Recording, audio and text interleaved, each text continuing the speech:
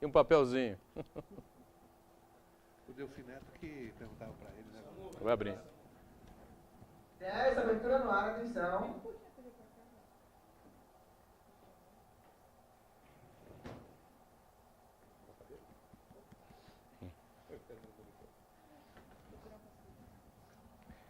Olá, começa a partir de agora mais uma edição do nosso painel regional. Você sempre conosco, de segunda a sexta-feira, conferindo as personalidades da região, personalidades do Brasil, que aqui pelas nossas bancadas passam e debatem, discutem, aprofundam com você a pauta, os assuntos importantes aqui da nossa região metropolitana. E, claro, discutem também os assuntos que formam e que fazem o dia a dia aí da pauta nacional também. Lembrando que nós estamos sempre ao vivo de segunda a sexta, você sabe, a partir da 1h30, com uma reprise às 20 horas, às 8 da noite. E você pode participar sempre, o telefone à sua disposição é o 30 14 52 81 e o nosso espaço importante pelas redes sociais, facebook.com/painel regional TV, facebook.com/painel regional TV.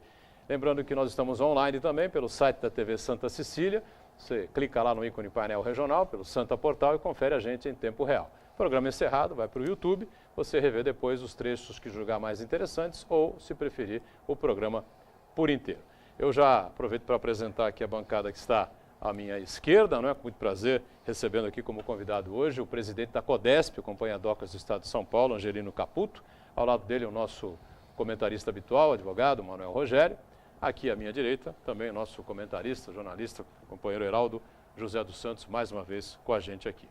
Aproveito sempre, como a gente faz na abertura do painel regional, para destacar as manchetes dos jornais parceiros aqui do programa no nosso dia a dia, como é o caso do DL, né, o Diário do Litoral, que traz na capa esta manchete aqui na terça-feira. Tá certo? Comerciante, vou abrir aqui, comerciante é morto a tiro na frente de casa, né? Manchete policial, um latrocínio, proprietário de uma adega que foi rendido por uma dupla no Jardim Oásis, em Itanhaém. Aconteceu este latrocínio. Durante a ação, um dos bandidos manteve os familiares da vítima reféns. Mais um crime bárbaro que acontece aqui nas cidades da região metropolitana. Eu passo aqui um exemplar ao presidente da CODESP, me ajuda a distribuir o outro, por favor, ao Manuel Rogério. E o Heraldo recebe aqui também a edição desta terça-feira do jornal Diário do Litoral. E do mesmo grupo de comunicação do DL, a gente tem sempre aqui como parceiro também o Gazeta de São Paulo, que circula em 250 cidades por todo o estado. Diz aqui na manchete, Brasil fecha outubro com déficit externo recorde de 8 bilhões de dólares. Esse déficit em conta corrente no mês de outubro, de 8 bilhões e 131 milhões, é o pior saldo, de acordo com a manchete do jornal, para o mês de outubro, né, desde o início da série histórica de 1980. O presidente Angelino Caputo recebe aqui, repassa o Manuel Rogério também, e o Heraldo recebe também a edição do Gazeta de São Paulo desta terça-feira. Eu já aproveito então para cumprimentar aqui a bancada que vai tocar junto comigo aqui o programa desta edição de terça-feira do painel regional, agradecendo a participação importante do presidente da CODESP conosco aqui, Angelino Caputo. Boa tarde, tudo bem? Prazer tê-lo no painel. Boa tarde, Edgar. Prazer meu estar aqui com vocês. Obrigado também pela presença sempre importante. Nosso Manuel Rogério, advogado, comentarista habitual aqui do painel regional, mais uma vez conosco. Tudo bem, Rogério? Boa tarde, Boturão. Boa tarde ao Caputo, ao Heraldo, à Ione, aos nossos telespectadores. É um prazer aqui receber o Caputo, que em visita, eu e o vereador Banha estivemos na CODESP, nos recebeu muito bem, foi muito atencioso e vamos retribuir o prazer aqui de ter com ele nessa bancada. Sem dúvida nenhuma. Heraldo José dos Santos, jornalista, advogado e nosso também comentarista habitual do painel regional, mais uma vez conosco. Olá, tudo bem, Heraldo? Tudo bom, Boturão? É sempre uma honra estar participando aqui do painel regional, discutindo os temas de interesse da nossa região, da nossa cidade, e em especial do país também. Cumprimentar o nosso entrevistado dessa tarde, o presidente da CODESP, Angelino Caputo, o colega Manuel Rogério, a Ione e você de casa que nos assiste.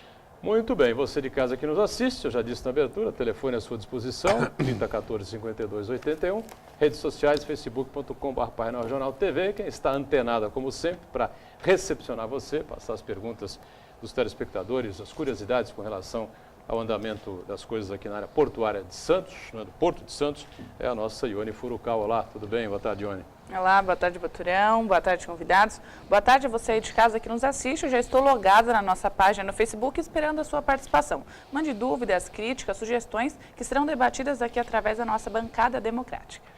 Muito bem, e antes da gente iniciar aqui a conversa com o presidente da CODESP, Angelino Caputo, só o registro, né, da equipe toda aqui do painel regional, eu faço em meu nome, claro, né, do sentimento de muito pesar pelo falecimento ontem à noite, aqui na cidade de Santos, do jornalista Clóvis Galvão. Galvão morreu aos 76 anos, aqui na Casa de Saúde de Santos, onde estava internado há aproximadamente 30 dias, com problemas cardíacos e respiratórios também. Clóvis Galvão trabalhou por 53 anos, não é brincadeira, 53 anos no jornal A Tribuna, onde passou por diversas editorias e, na verdade, se consagrou, não, Heraldo, como foi secretário de redação, na época de Carlos Klein, como editor-chefe, e se consagrou como editorialista do jornal, exerceu essa função, esse cargo, por muitos anos. Jornalista talentoso, sério, competente, discreto, né? Aliás, eu acho um exemplo típico de como deveria se comportar um jornalista do quilate que tinha o Galvão. Então, a família do Clóvis Galvão, as condolências, os sentimentos aqui de toda a equipe do painel regional, não é? Em meu nome também, e a todos os companheiros lá do Grupo A Tribuna que durante tantos e tantos anos conviveram com o Clóvis Galvão, como foi o seu caso, né, Heraldo? Trabalhei com ele quase 25 anos, como você falou muito bem. O Clóvis era um exemplo de retidão e nós o chamávamos de mestre, né?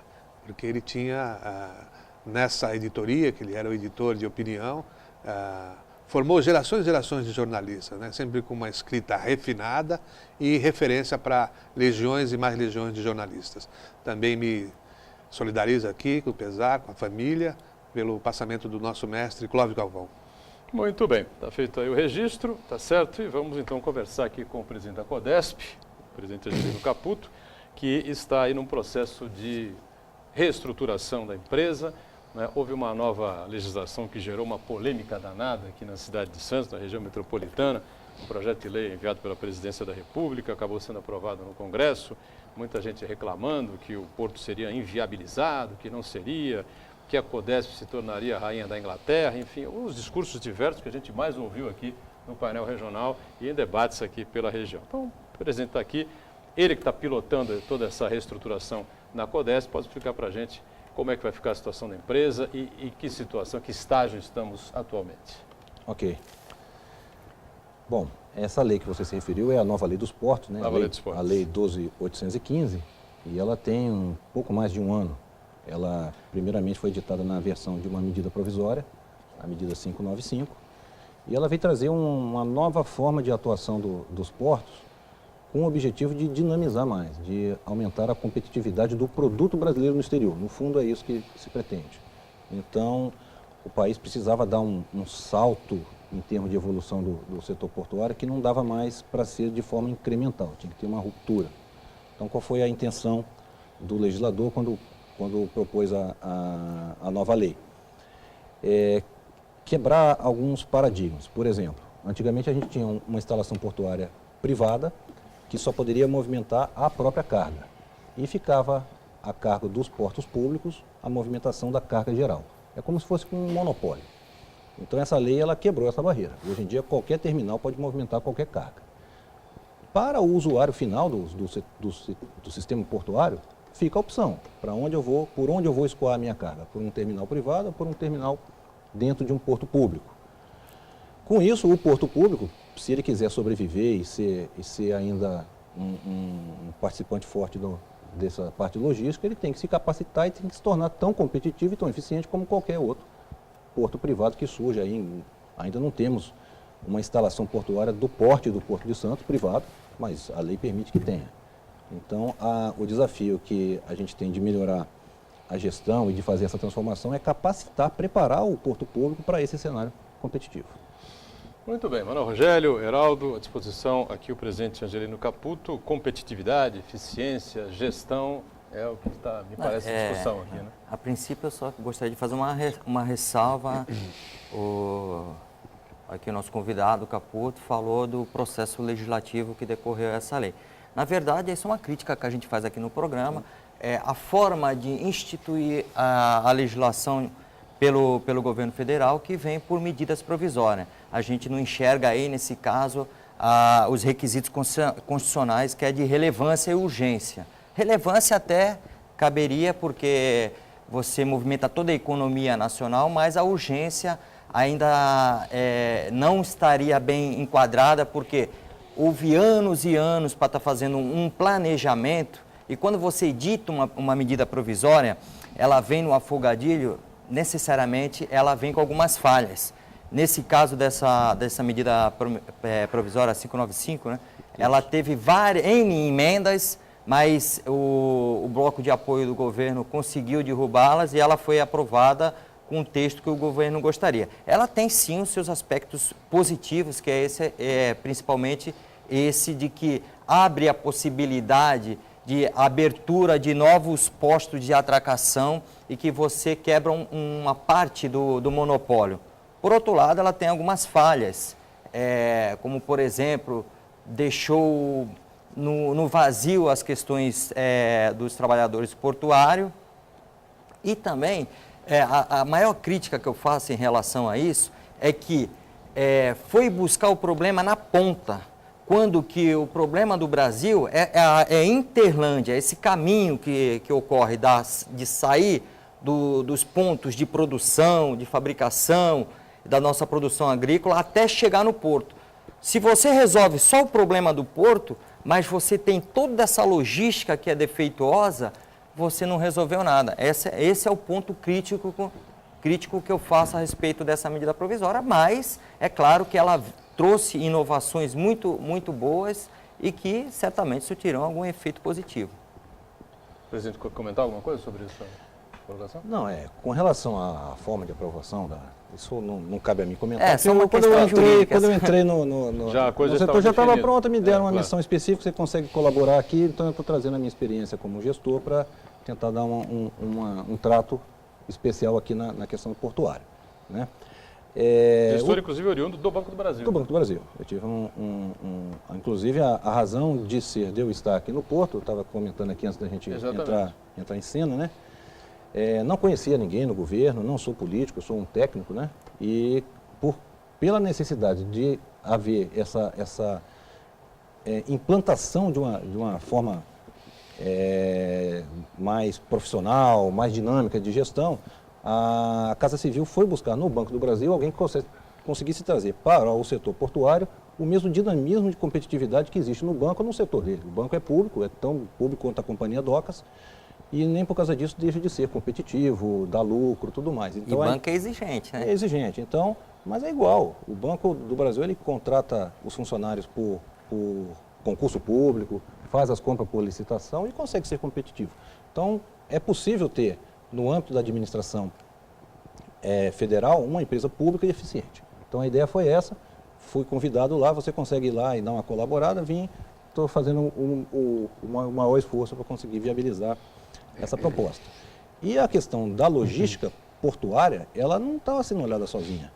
A logística, ela, pelo menos pelo tempo que eu passei na Casa Civil, eu via esse esforço, tem gente pensando em ferrovia, em hidrovia, em rodovia e porto também. Então tem alguém olhando isso como um todo, né? A Lei dos Portos, ela veio para complementar um programa nacional, ela tem lá as suas imperfeições que já são conhecidas. Houve no começo um excesso de centralização que a própria lei já prevê os mecanismos para que depois isso seja delegado novamente para as pontas. Então foi feito um freio de arrumação ali no começo, para tentar, não é o Porto de Santos um exemplo de ineficiência. O Porto de Santos era o mais organizado, mas tinha outros portos no país que tinham sérias dificuldades. Então o governo preferiu no primeiro momento centralizar algumas ações e à medida que cada porto for tendo a sua maturidade, ele vai descentralizando. Pois não, Heraldo. O presidente Caputo mencionou a nova Lei dos Portos, salientando que o grande desafio é exatamente preparar o porto público para enfrentar essa competitividade.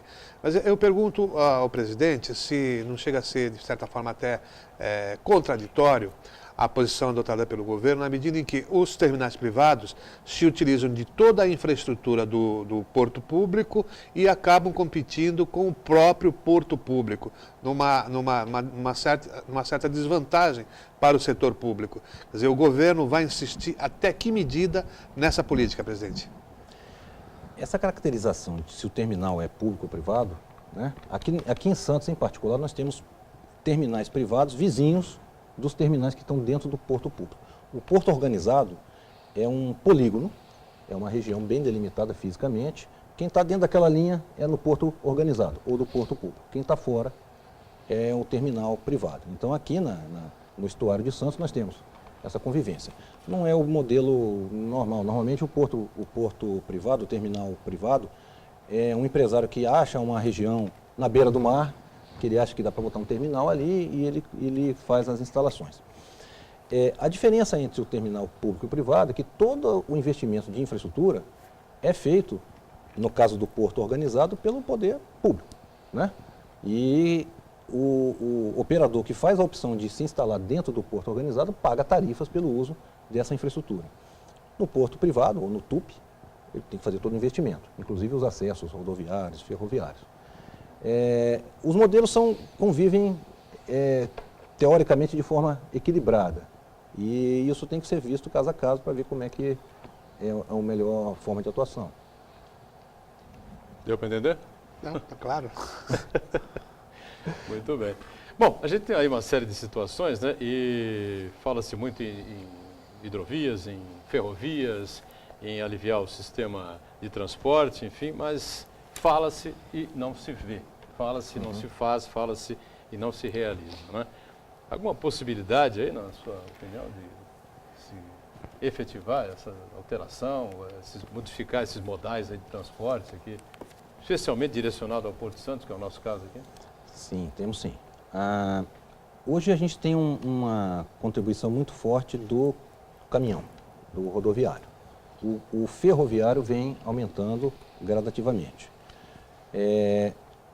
Com as novas implementações aí da LL, da MRS, a gente está tendo duplicações de trechos da ferrovia. Então, a expectativa é que a gente consiga aumentar cada vez mais a parte ferroviária, né?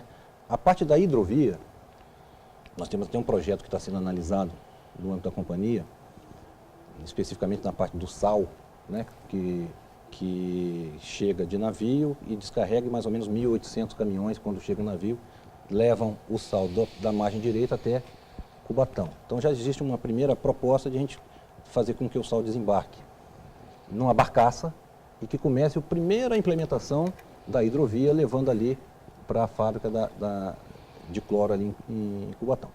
Esse é o primeiro passo e, dando essa entrada, é possível começar outro tipo de carga, até container mesmo, a gente ter alguns pontos de transbordo que possa viabilizar a hidrovia aqui na região.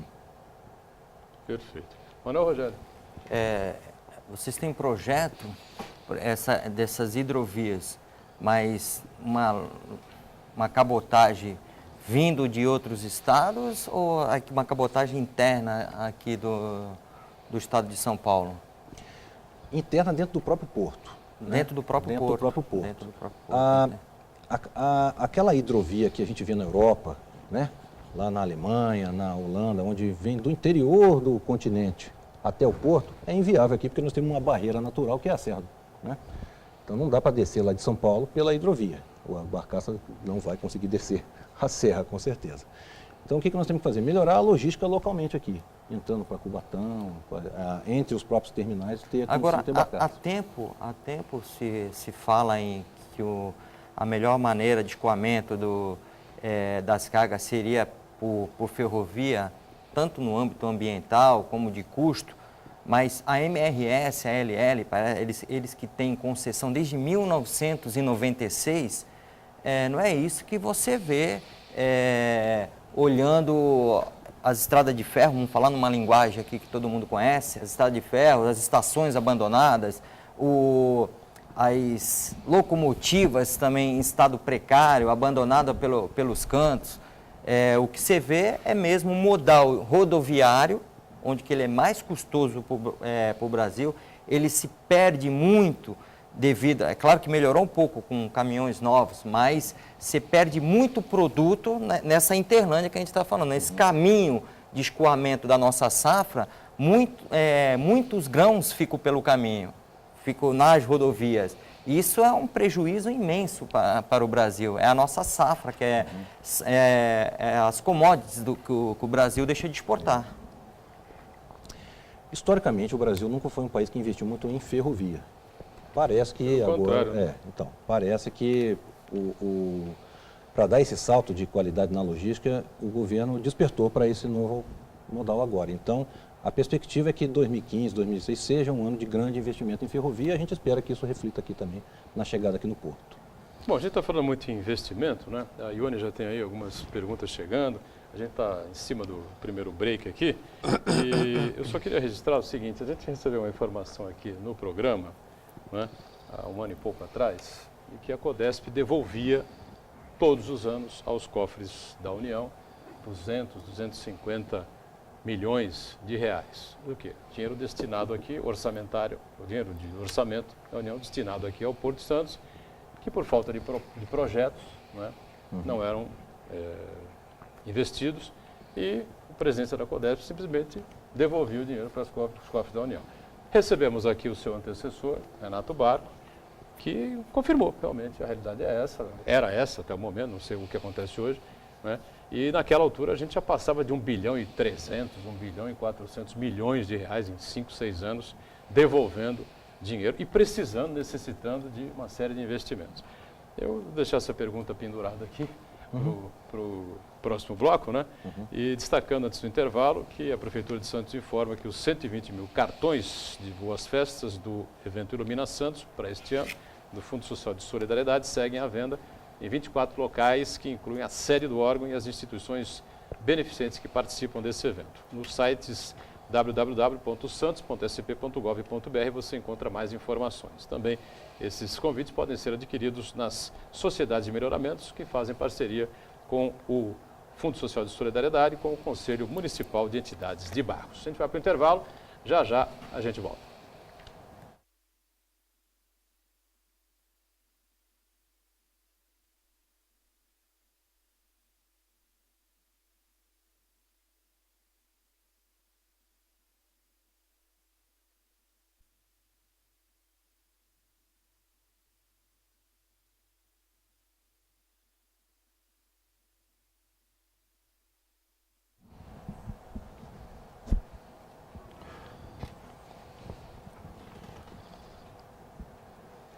Estamos de volta, este é o segundo bloco do painel regional. Você está acompanhando, a gente com muita satisfação recebendo aqui o presidente da Codesp, a Companhia Docas do Estado de São Paulo, o presidente Angelino Caputo, ao lado do nosso Manuel Rogério, né? Aqui a bancada à minha direita com o Heraldo José dos Santos e a nossa Ione Furukawa, atenta aí às participações dos telespectadores, né? Já existem algumas aqui, a Ione já entra em ação para fazer os comentários, as perguntas, né? Repassar aqui à bancada e ao Angelino Caputo especialmente. Eu tinha deixado uma pergunta no ar a respeito da execução orçamentária, né? Já que foi confirmado que a Codesp devolvia aos cofres da União quase que todo o orçamento que chegava aqui por falta de projetos e dificuldade de execução desses projetos, por existirem ou por não existirem, enfim, a gente não sabe exatamente, né? A situação agora para 2015 parece que vai ser diferente, né, presidente? Execução orçamentária no poder público, em qualquer camada, esfera, é sempre uma ciência, né? A gente trabalha com orçamentos e o orçamento, para ser gasto, ele depende da execução dos projetos. Então, não é que se devolve o dinheiro, mas o dinheiro é reprogramado para tentar fazer o projeto no ano seguinte, se ele não for executado. O principal não é a economia que possa eventualmente ser feita, mas é a obra que deixou de ser feita. Se foi orçada é porque aquilo era necessário. Então, empresas de governo super eficiente, ou mesmo órgãos da administração direta, tipicamente executam 50%, 60% do valor do orçamento, conseguem viabilizar aquele em projeto. No setor portuário, as companhias docas, por incrível que pareça, a mais eficiente de todas é a própria Codesp, né? Mesmo com uma execução que eu acho que não é para se comemorar na ordem de 35%, 40% do orçamento. O ideal é que se busque próximo de 100%.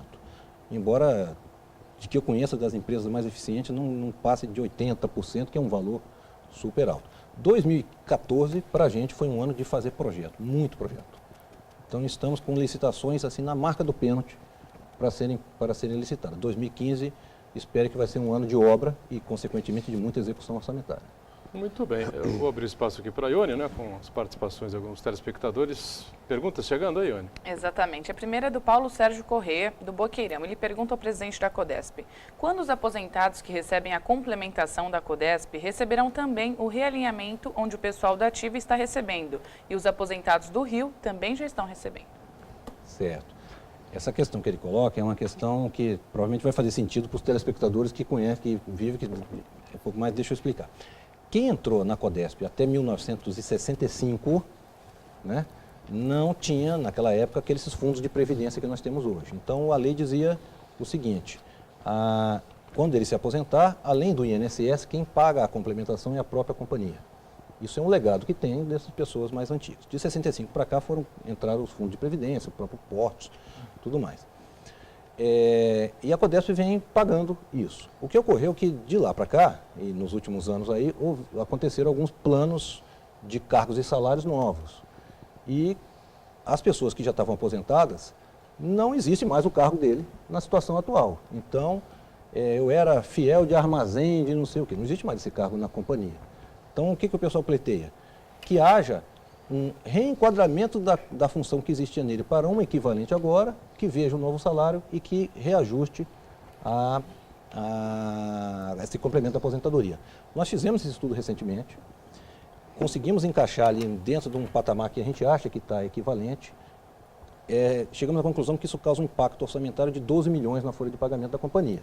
Não temos esse valor orçado, submetemos aos nossos órgãos supervisores pedindo que o nosso orçamento seja complementado, ou que seja aprovado, que a gente aumente esse dispêndio para poder honrar esse compromisso. Isso está em análise em Brasília, lá no Departamento das Estatais. Assim que voltar a resposta, a gente coloca em dia. Pois não, Rogério? Bom, em 2010, tivemos um estouro aqui, uma onda na cidade que causou uma euforia. Várias construtoras de São Paulo desceram a Baixada, começaram a construir. Ocorreu aqui em Santos um boom imobiliário. A Petrobras anunciava grandes investimentos, ao setor portuário também, com anúncio de grandes investimentos. Isso de 2010 para cá, inclusive com um mergulhão no centro da cidade, com uma marina estilo Porto Madeira, criou-se uma grande expectativa de desenvolvimento na cidade e de valorização dos imóveis, ou até da própria cidade mesmo, que além da característica portuária, teria uma característica turística mais forte. O senhor que está no centro das atenções, como uma autoridade aqui do Porto, o senhor que está no centro das discussões, o senhor tem alguma notícia ou alguma informação para passar aqui para os nossos telespectadores que estão na expectativa ainda se esse investimento virá, se não virá, se realmente isso foi uma bolha que se criou, mas a cidade desenvolveu com o seu potencial construtivo além do que ela necessitaria? Bom, não vou saber responder sobre os investimentos imobiliários na região, até porque não, é a causa, eu quero saber da causa, né? Os investimentos imobiliários aconteceram porque se fomentou muito que haveria muitos investimentos na cidade, que viriam muitas pessoas aqui para Santos, inclusive chegou a se comentar nos meios de comunicação que Santos seria uma cidade só da elite. E que os demais moradores de Santos migrariam para as cidades vizinhas, Praia Grande, São Vicente. O que, de fato, até agora não ocorreu.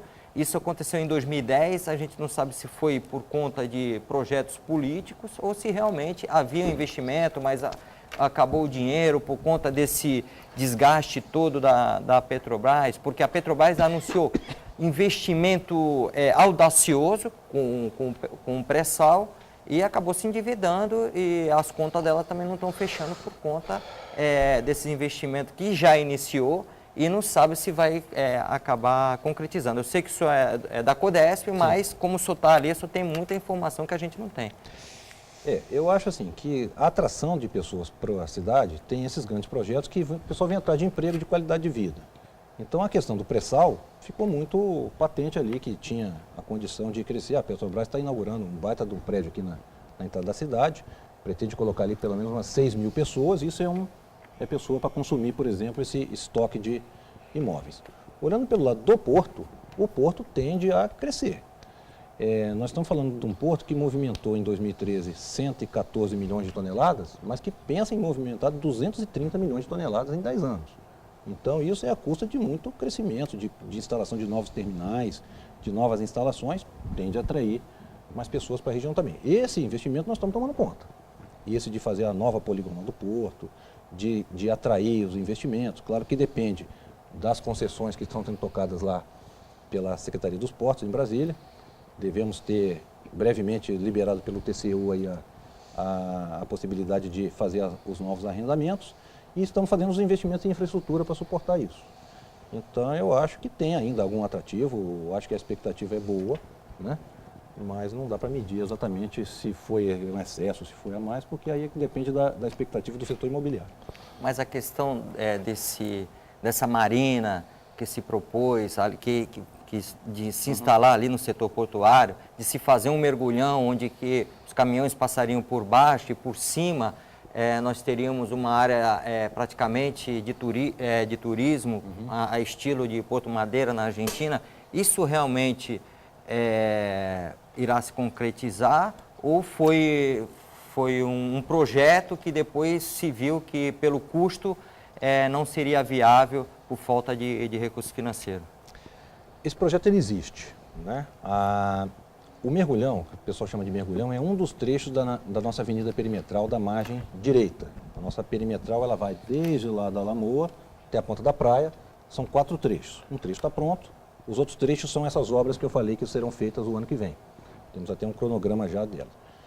Um desses trechos é o mergulhão ali no Valongo, que é o que vai viabilizar esse projeto de revitalização do centro da cidade. O que ocorre?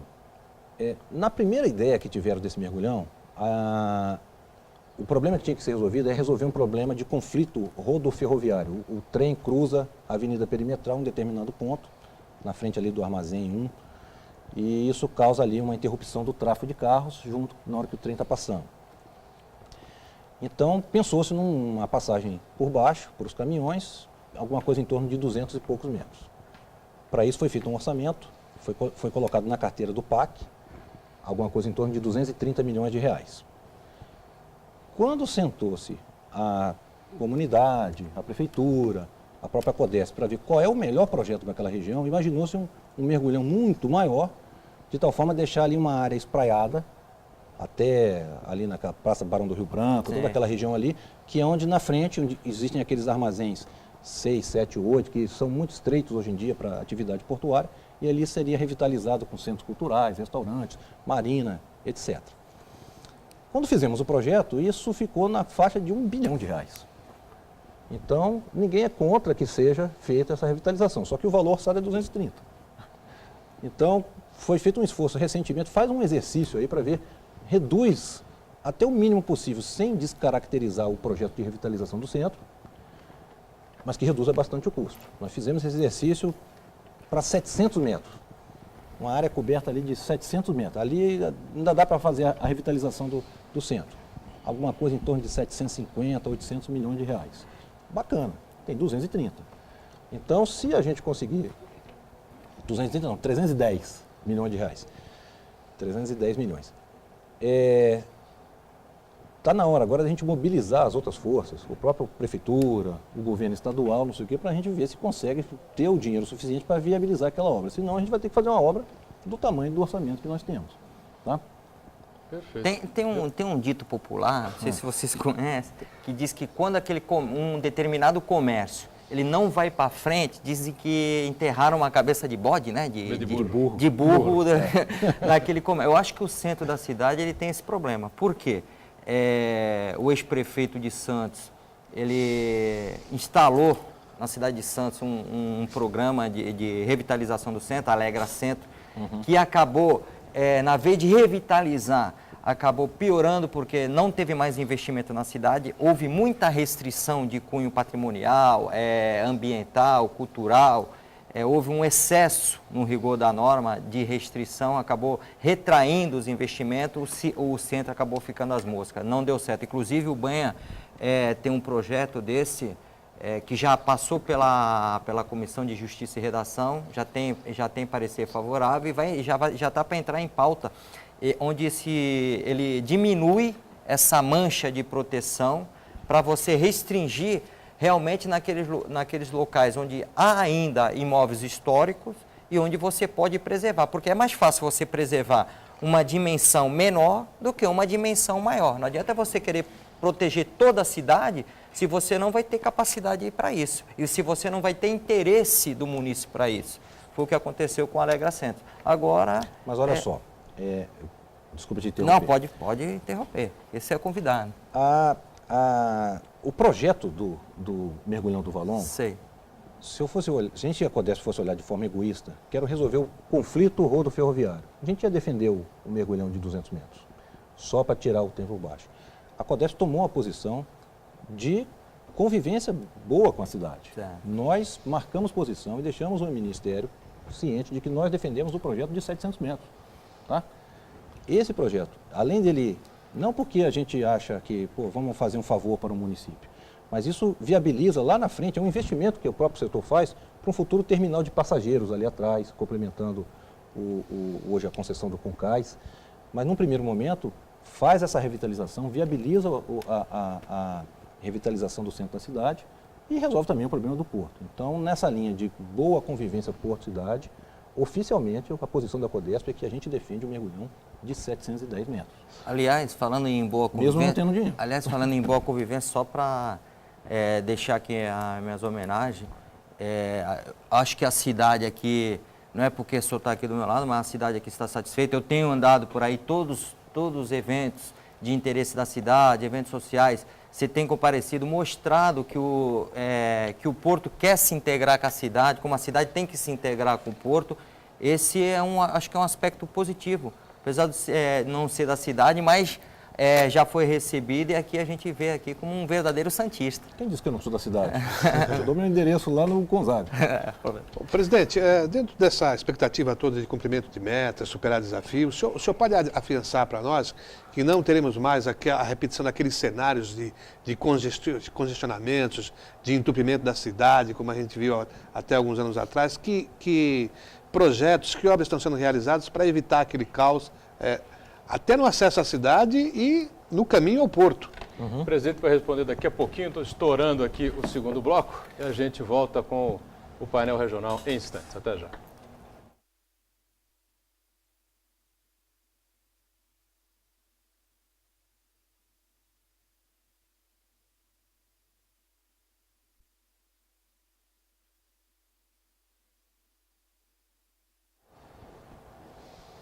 Acho que a Dilma é correntista do Bradesco, não gosta do Itaú. A Neca Setúbal ia tirar a vida do povo. Tá. Muito bom, a gente volta com o terceiro e último bloco desta edição do Painel Regional, com muita satisfação recebendo aqui Angelino Caputo, presidente da CODESP, Companhia Docas do Estado de São Paulo. Ao lado dele, o nosso Manuel Rogério. E aqui à minha direita, o nosso Heraldo José dos Santos e a Ione Furukawa, já com algumas perguntas prontas aí dos telespectadores participando via telefone, via redes sociais também. Mas o Heraldo havia feito um questionamento a respeito da mobilidade urbana, pelo menos dos congestionamentos enormes que a gente passa aqui nos períodos de safra, aqui por causa do Porto de Santos, Para o presidente responder, o Heraldo repica a pergunta aí, o presidente responde na sequência. Exatamente. Questionávamos aqui o presidente sobre quais intervenções, que obras, que projetos estão em andamento já para serem executados, para que não se repita aquele cenário de congestionamento, de entupimento da cidade e até de bloqueio aos acessos ao Cais Santista. Presidente, pois não. Então, para esse mal aí do engarrafamento, a gente não tem um remédio só, tem várias ações. Não sei se vocês se lembram, o engarrafamento de 2013 e o não engarrafamento de 2014. Exatamente. Então, para não ter engarrafamento de 2014, o remédio principal que nós usamos foi inteligência, foi planejamento, foi agendamento de caminhões. Não se investiu 1 centímetro de acostamento de nenhuma das vias que acessa o porto e conseguimos diminuir. É claro que a gente está projetando um crescimento da carga, do volume, só organização não vai. O ideal é que a gente tenha um conjunto de investimento com organização com o sistema. Para a safra 2015, nós já estamos sentando com os mesmos órgãos que se organizaram para fazer aquela atuação conjunta. Ministério da Agricultura, do Transporte, CEP, Polícia Rodoviária, Governo do Estado, Prefeitura, CET, todo mundo junto de mão dada no mesmo objetivo de não deixar engarrafar. Em paralelo, várias obras estão sendo planejadas. Dessa parte, destaque ali o convênio que nós fizemos com o Governo do Estado, um convênio de 15 milhões de reais para fazer projetos de modificar ali um pouco aquela entrada da cidade, de fazer os caminhões passarem por viadutos. Então tem um detalhamento que eu acho que não vai dar tempo da gente ver aqui, mas são obras importantíssimas que vêm aí para O acesso à Lemoa, para né? frente, o acesso à Lemoa, para a gente ter um acesso mais viável aqui. Muito bem, tem uma série de questões importantes, dragagem, manutenção do porto e as questões que vêm do telespectador também. Bom, deixa eu ouvir o presidente sobre essa questão da dragagem, que é sempre uma questão polêmica e difícil, não é? Temos que descer o calado de 18, de 20, de 30, e estamos sempre ali com 12, com 13, enfim, uma situação difícil que a gente debate isso há anos e anos. Certo. Dragagem eu considero a questão, é aquela que quando ela entra em pauta, nenhum outro assunto mais a gente fala, porque ela realmente, se não tiver dragagem, não entra navio, se não tiver navio, não tem porto, então esquece o resto, porto sem navio não adianta. A primeira programa de dragagem que foi feito, que era para baixar a profundidade para 15 metros, sempre fazendo aquela distinção entre profundidade e calado. Profundidade da lâmina da água até o fundo do mar. Calado a parte do navio que está dentro d'água. O navio não pode ir arrastando no fundo, então tem que ter uma tolerância que varia, né? Se a gente estiver falando lá do trecho 1 do canal de entrada, ali, saindo da área de fundeio até entrar na ponta da praia, ali nós temos uma área aberta, temos onda, então tem um efeito, o pessoal chama de squash, o navio sobe e desce, isso pode fazer com que ele bata no fundo. A tolerância ali tem que ser maior, 1,80 m mais ou menos. Então se nós estamos falando com 15 metros de profundidade, o calado máximo é 13,20 metros. Quando a gente já entra na área do estuário, não tem esses efeitos, então a gente pode ter uma tolerância menor. Então vamos trabalhar com uma profundidade de 15 metros atrás de um calado de 13,20 metros. Nós temos que ter inteligência de procurar as profundidades, não necessariamente 15 metros, mas de repente 14,5, 14,50, de tal forma que o calado seja 13,20 metros no porto inteiro para atingir esse objetivo do programa de dragagem 1. A CEP está fazendo um programa de dragagem 2, onde a gente pretende aumentar a profundidade para 17 metros, tem um calado maior. Tivemos períodos sem dragagem por questão de interrupção de contrato, insucesso na tentativa da CEP de licitar a dragagem, e no final do ano passado, começo desse ano, tivemos um evento que foi a redução do calado operacional, que todo mundo viu aí as matérias no jornal, nós reagimos rápido. Hoje nós estamos com calado operacional 13,20 metros no trecho 1 do canal de acesso, 13 metros no 2, 12,70 no 3 e 12,60 no 4, até ali perto da Lamoa. Executamos algumas dragagens com contratos próprios da Codesp, embora hoje seja atribuição da CEP fazer os contratos de dragagem. Nós trabalhamos em extrema parceria com eles, então enquanto a gente está tentando viabilizar, vocês contratem alguma coisa aí. E acho que vamos dar um presente de Natal bom aí para a cidade, a depender dos resultados sendo avaliados pela Marinha, mas nós temos boas perspectivas que conseguimos colocar o porto todo a 13,20. 13,20 de cabo a rabo. Cabo a rabo de profundidade. Boa perspectiva, De calado, mas né? de calado operacional, que equivale a uma profundidade média de 15 metros. 15 metros. Tá? Mas isso é claro que a segurança da navegação está sempre em primeiro lugar. Se eventualmente a Marinha achar algum ponto que prejudique, a gente vai respeitar e vai fazer o calado. Mas temos boas perspectivas. Esse material todo já está em análise no Centro de Hidrografia da Marinha, no Rio de Janeiro. E, se Deus quiser, teremos aí essa boa notícia para dar de presente para a comunidade. Com a ressalva de que, mesmo assim, a gente teria a restrição de receber muitos navios, né?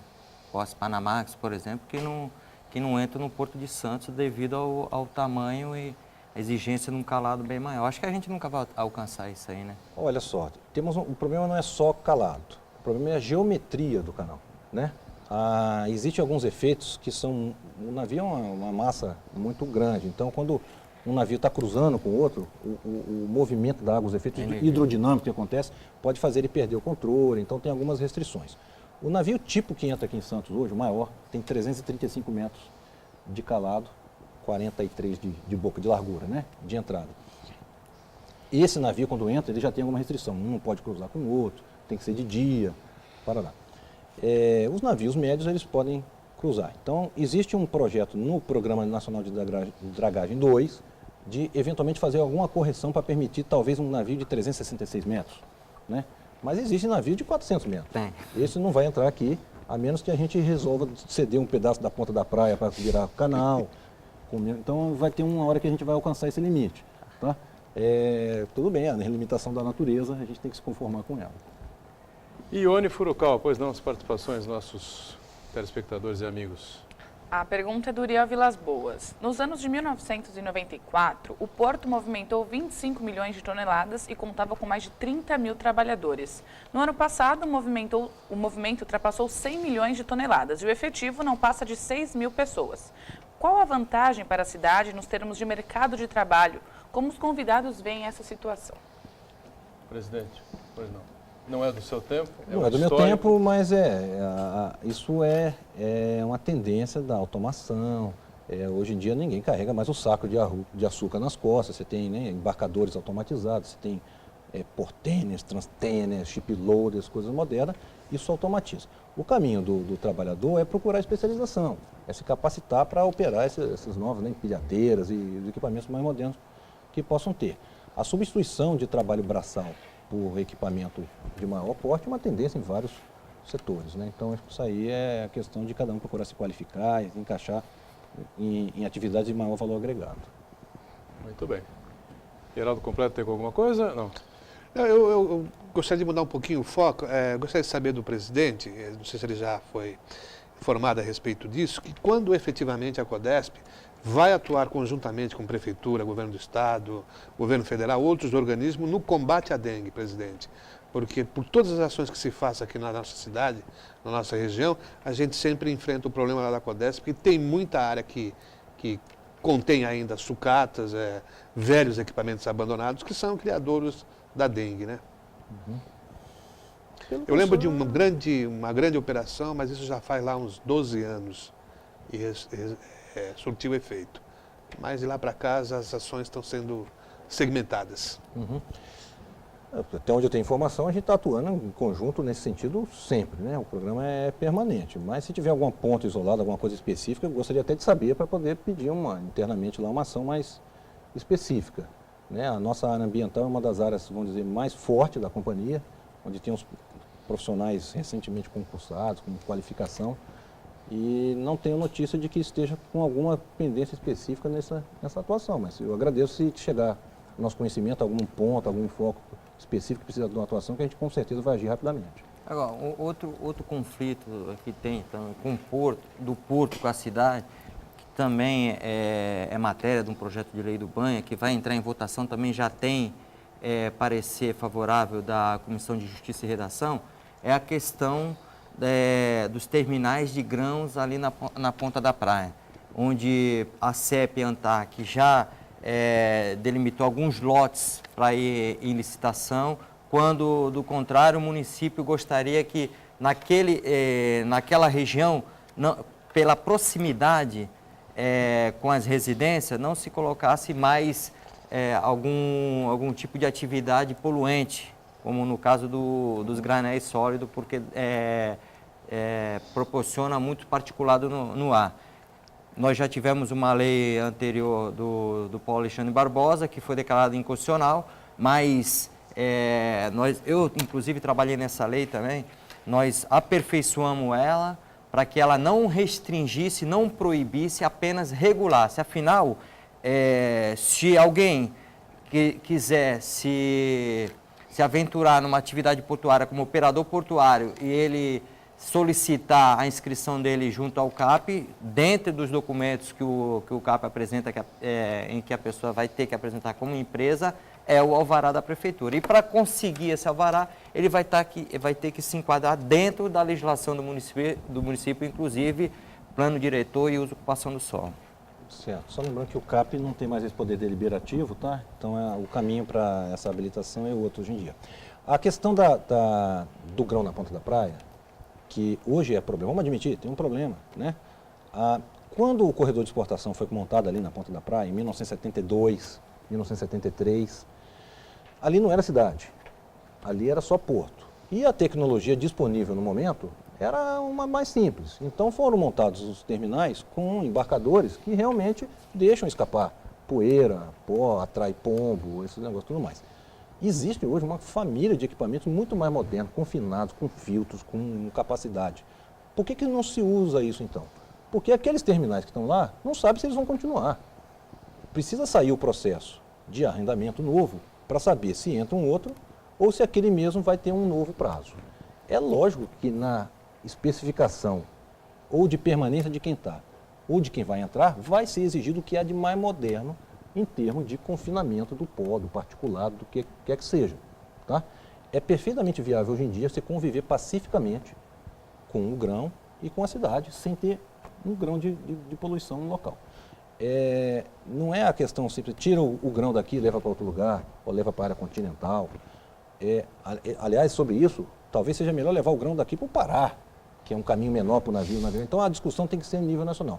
Mas eu garanto para vocês que existe solução hoje disponível que diminui muito esse tipo de conflito. E lembrando que a gente está na linha de sempre ter a boa convivência porto-cidade. Vamos dar uma chance para que essas soluções entrem, que elas se mostrem viáveis, e a gente vai estar virando essa página e estar trabalhando em outro nível. Perfeito. Bom, a gente não pode deixar passar em branco, claro, esse debate aí, polêmica que existe aqui na cidade com relação à construção do túnel ligando Santos e Guarujá, né? Há um projeto aí proposto pelo DERSA, que parece ser bem aceito pelo lado de Guarujá, mas não tão bem aceito assim pelo lado de Santos, a questão das desapropriações, enfim. A CODESP e a DERSA já se entenderam com relação ao local, ao traçado, enfim, que pé estamos, presidente? Nós estamos nos entendendo. Tá? Não tem nenhuma crise entre a CODESP e a DERSA, pelo contrário, a gente tem uma convivência e a gente está fazendo uma abordagem extremamente técnica sobre essa questão do túnel. Esse túnel é para resolver, para ajudar alguma coisa na atividade portuária? Não. Se fosse um túnel para resolver o problema portuário, esse túnel seria em outro lugar. Esse é um túnel para o município. Então a gente não precisa ser necessariamente contra o túnel, a menos que ele traga algum inconveniente, algum problema para o porto. Ele traria? Nós estamos tentando evitar, a nossa conversa com a DERSA, que é técnica, nós estamos tentando evitar impacto na atividade portuária, principalmente durante a construção do túnel. Né? Principalmente durante a construção. Então o que acontece? O local onde está escolhido o túnel, ali no Macuco, passando do lado da nossa torre de energia de Itatinga, durante a construção tem que ser cortado o trilho da ferrovia que passa ali para a ponta da praia, a avenida perimetral, a via interna do porto, o cais da Copa que nós fizemos com 512 metros que já está entregue. Isso tem que ser cortado para o túnel ser passado na trincheira e depois tem que ser reconstruído. Então, primeira coisa, quem vai fazer essas intervenções e devolver como encontrou é o responsável pela obra do túnel. Não tem por que a CODESP repetir um investimento que já foi feito. Então nós temos esse compromisso. Você corta, mas devolve como achou. E durante a obra não pode ter interrupção, por exemplo, do trem. O trem tem que continuar passando. Então primeiro é construído um desvio. Está desviando, o trem está chegando na ponta da praia? Perfeitamente, você pode cortar o trilho. O caminhão está tendo acesso à ponta da praia? Pode cortar a perimetral e assim por diante. E isso vale para o cais. O cais da Copa ali, o cais de Outeirinhos. Enquanto tiver a obra, aquilo tem que ser usável. Na temporada de cruzeiros, principalmente que nós estamos agora, imagina a gente sem usar esse equipamento. A DERSA tem nos apresentado os projetos que resolvem essas questões. À medida que a gente vai olhando, tá legal. Tem 3 pendências no momento hoje. 3 pendências. Onde vai ser escavado no leito do canal, pode abalar aquela torre do lado do Guarujá, torre de energia elétrica. Então a gente precisa que aquilo seja reforçado para que a torre não caia no canal durante a obra. Eles nos apresentaram uma solução, mas eles acham que é custosa, estão vendo uma solução alternativa. Nós estamos aguardando e estamos negociando com eles. Não é o túnel, é um complexo de viadutos e rodovias e tudo mais. Uma das entradas numa boca do túnel do lado do Santos é uma alça que sai ali perto do viaduto da Santa, que ele desce com uma inclinação de 8 graus para a entrada na boca do túnel. Isso além do que a norma permite. A norma só permite 6 graus. Então eles têm que afastar um pouquinho esse viaduto um pouquinho para o lado, para a gente medir para a declive ser 6 graus. Né? E uma questão de reforço da estrutura do cais durante a obra, porque senão ele pode cair, então eles estão vendo uma solução. Resolvidas essas questões, só faltam essas 3, a gente não tem por que ser contra. Olha, eu estou encerrando aqui, lamentavelmente, o programa, uma entrevista muito interessante com o presidente da CODESP, Angelino Caputo. absolutamente atualizado com todas as questões que envolvem o Porto de Santos, que envolvem a questão Porto Cidade, enfim.